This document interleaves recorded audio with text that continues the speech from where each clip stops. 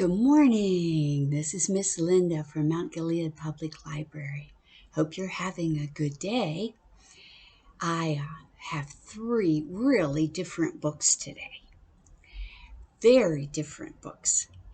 And a song. So we're going to start with the song. And the song says, look at your clothes. Can you stand up and look? Look and see what colors you have on. Because see, I have green, and I have blue, and I have red, and my pants are black, and my shoes are black, but they have some white on them. So this is how it goes. If you have clothes that have any red, then you're going to touch your head. If you have clothes that have blue, you're going to touch your shoe. You noticing rhyming words? Let's just do those 2. If you found your red and your blue, okay? Let's just do that, and it's to the tune of If You're Happy and You Know It. So we're going to say, if your clothes have any red, okay? If your clothes have any red, if your clothes have any red, if your clothes have any red, then touch your head. If your clothes have any red, okay? Let's do the blue.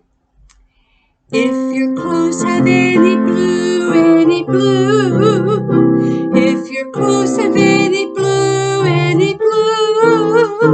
if your clothes have any blue, then touch your shoe. If your clothes have any blue, Yeah, all right. That's a good warm-up song. Okay. Take your arms and stretch and stretch, stretch and stretch and stretch and stretch. Okay, you can have a seat because here's our first book. It's called Laxmi's Mooch. Do you know what a mooch is? We're going to have to find out. It was written by Shelley Anand.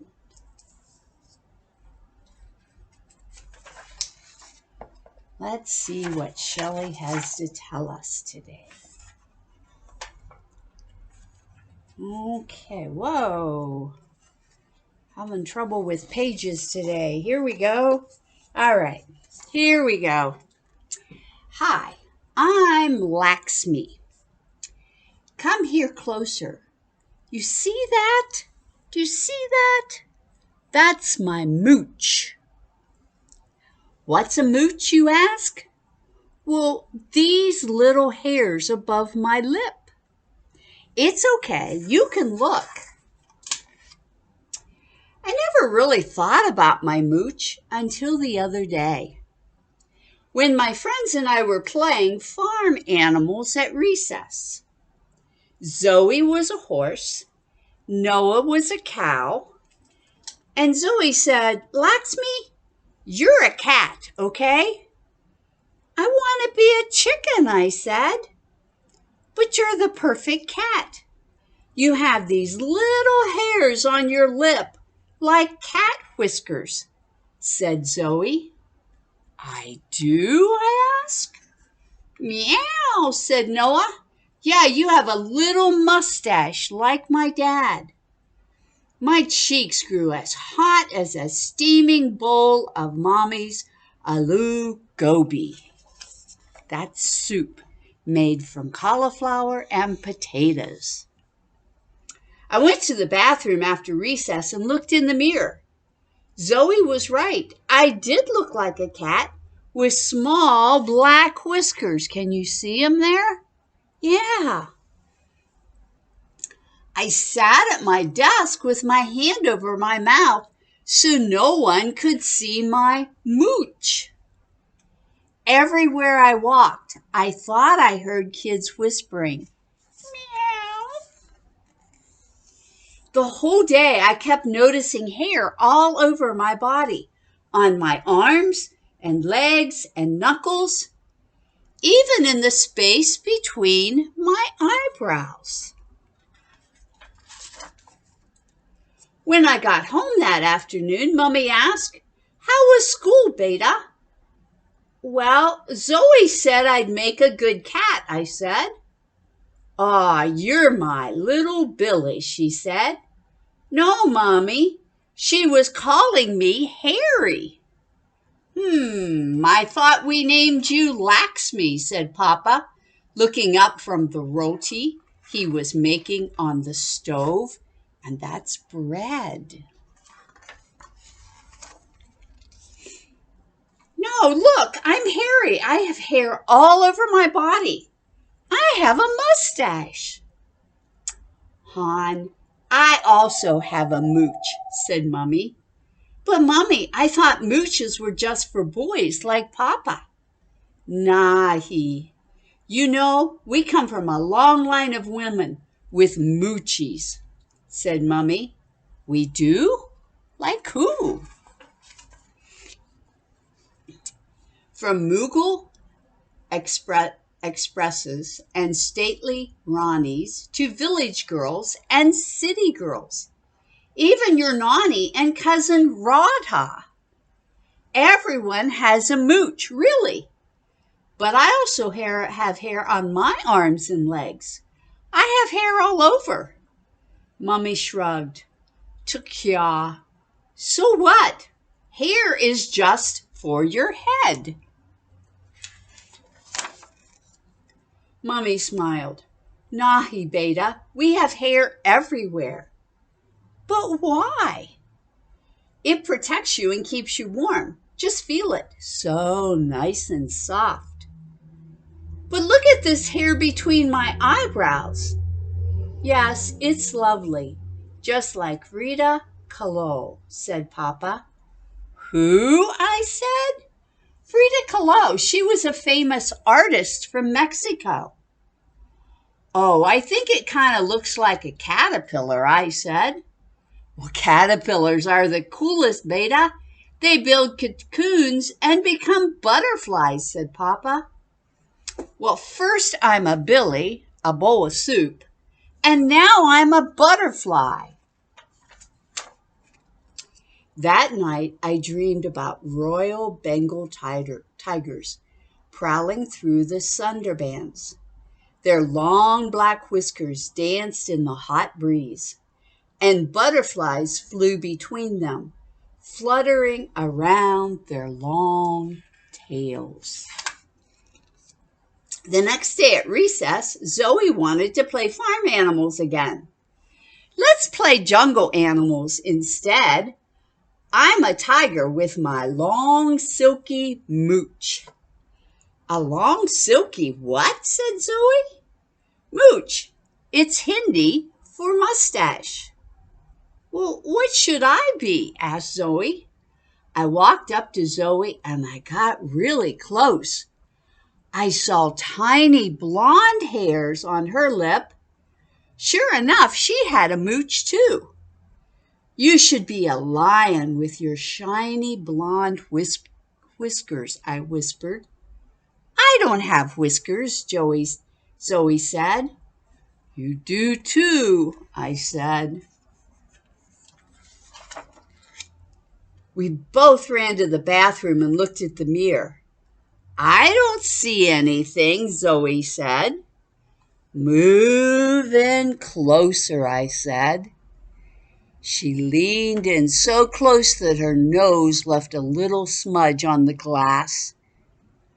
"Ah," she said, and then slowly she smiled. You see she has a little right there. When we came out of the bathroom, Noah was waiting for us. "Hey, what about me? Do I have a mooch?" he asked. Zoe and I both looked, but we didn't see a single hair above his lip. "Nope," said Zoe. "Yeah, I don't see anything, Noah, but maybe we can draw one on for you. Until your real one comes in, I said. Okay, agreed Noah. A small group of other kids in our class crowded around as I carefully drew a mooch on Noah's lip. Me next, said Savi. Me too, please, after Savi, asked Timmy. They lined up behind Noah for the world-class mooches. I don't need one. I already have some hair there, Luca smiled. See, she's already got hers. So do I, cheered Arazu. Pretty soon, everyone was showing off their mooches, real and drawn. So, will you show me yours? Do you have some little hairs up there? You can go look in the mirror and see if you do. Yours might be dark, like Laxmi's, or it might be light, like Zoe's. That's very cool. Or you might be like Noah, and you don't have one yet. And that's okay. That's okay. We're all different, and that's okay. Okay, so we've got red and blue on. Let's see. Does anybody have brown on? If your clothes have any brown, turn your smile into a frown. Okay, let's do that one. If your clothes have any brown, any brown. If your clothes have any brown, any brown. If your clothes have any brown, turn your smile into a frown. If your clothes have any brown, any brown. Okay, our next book is Llama Llama, Loose Tooth Drama. Oh no, have you ever lost a tooth and you had a hole, maybe here in front? Yeah. Well, this is what's happening to Llama Llama today. Llama Llama, normal day. Learn at school, outside to play. Milk and sandwich, yummy lunch. Llama Llama's tooth goes crunch. Ooh. Friends are talking, eating, giggling. Llama Llama's tooth is wiggling. Push it out and show to friends. Push and pull it. Show again. You ever done that with one of your teeth? You will. Wiggle waggle, kind of fun. Show to Mama when she comes. Push and pull it all about. When will Llama's tooth come out? Mama says it won't be long. Soon, she thinks, unless she's wrong. Once it's out and all are sleeping, the fairy comes when you are dreaming. If Llama's tooth comes out today, tonight she'll take the tooth away. There's the tooth fairy. Wait a minute, what's that now? She takes the tooth? She does that how? Well, she comes at night when you're in bed. She lifts the pillow and moves your head. All those teeth from all his friends. What does that fairy do with them? Is it fun or is it scary? Just who exactly is this tooth fairy? The fairy's great. She's kind and funny. She takes your tooth and leaves you money. Ooh. She takes the old tooth and she pays. Llama thinks that sounds okay. If that's what this is all about, then Llama wants this loose tooth out. Gram and Grandpa here for supper. Llama gives his tooth a flutter. Grandpa says when I was 4, we'd tie a string and shut the door.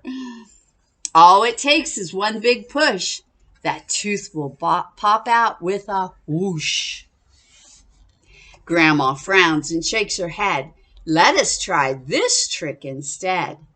Take an apple, chew it, crunch it, bite it hard and munch, munch, munch it. Llama grits and grinds and gobbles.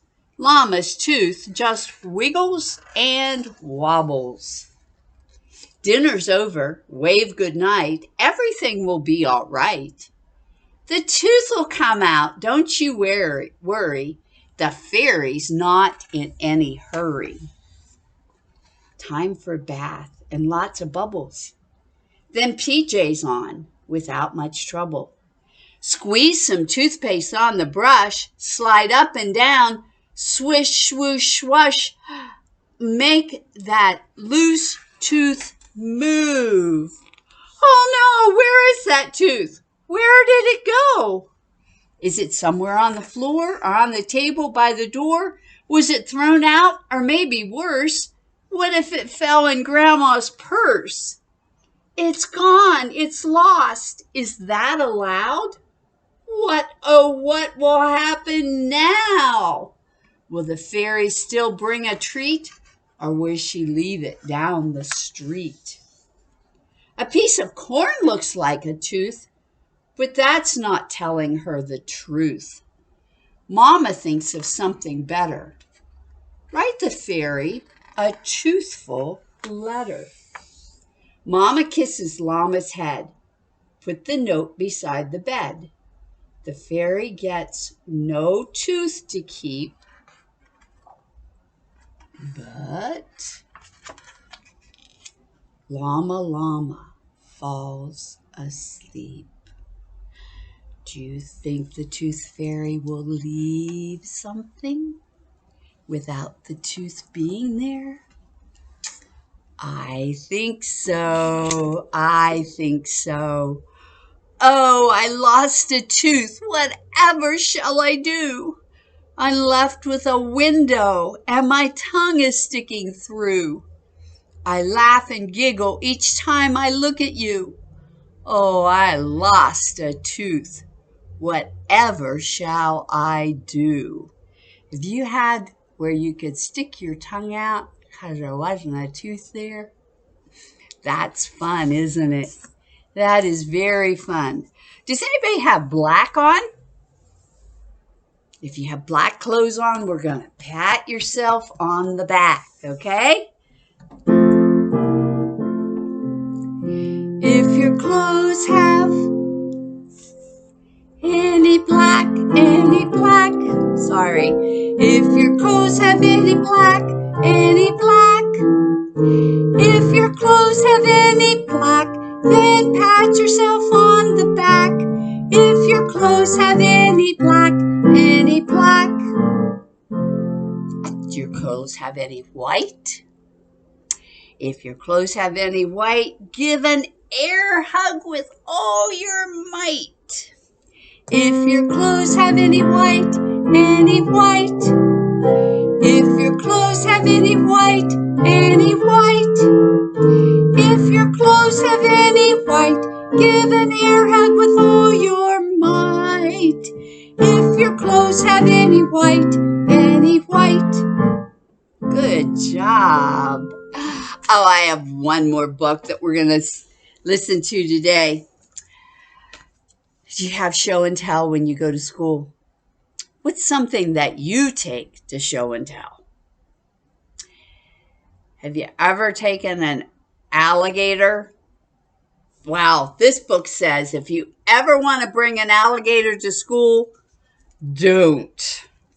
And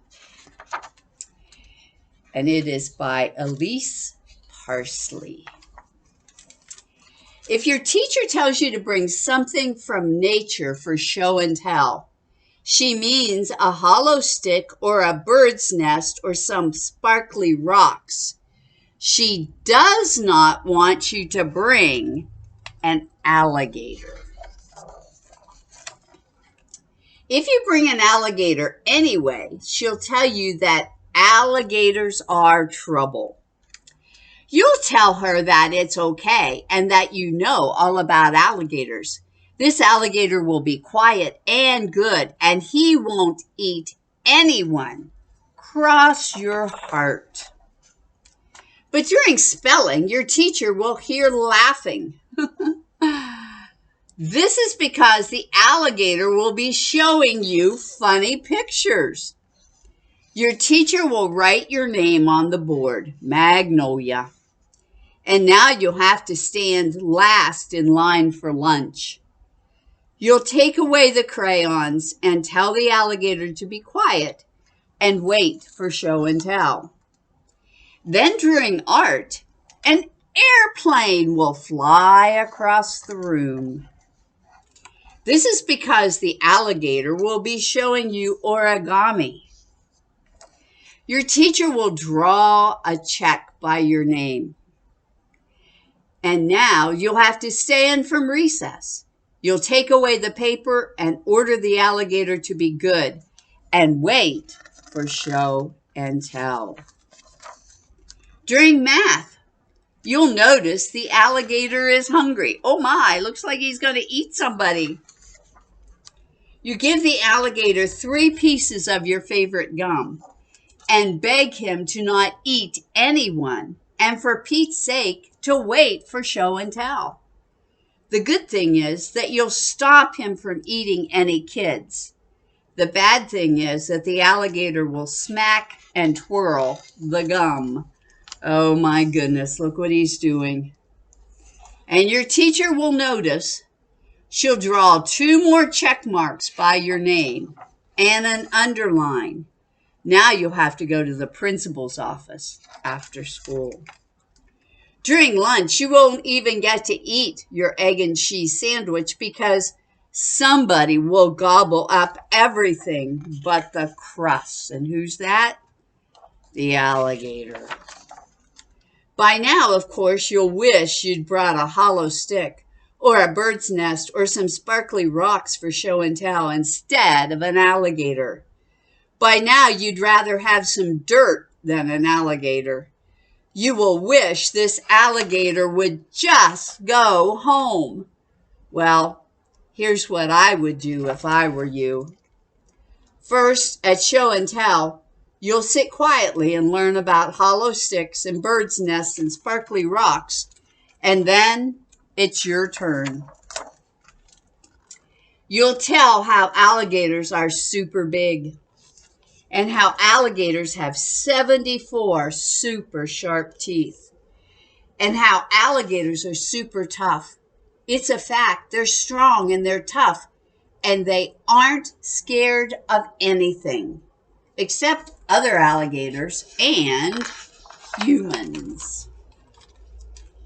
Booga, booga, booga. Your teacher will be impressed. You might not even have to go to the principal's office for all the mischief that day. But then again, you might have to. Yeah, if you ever want to bring an alligator to school, don't. They're trouble. No alligators for show and tell. No alligators for show and tell. Have a great week. I will see you next week with more books. Bye.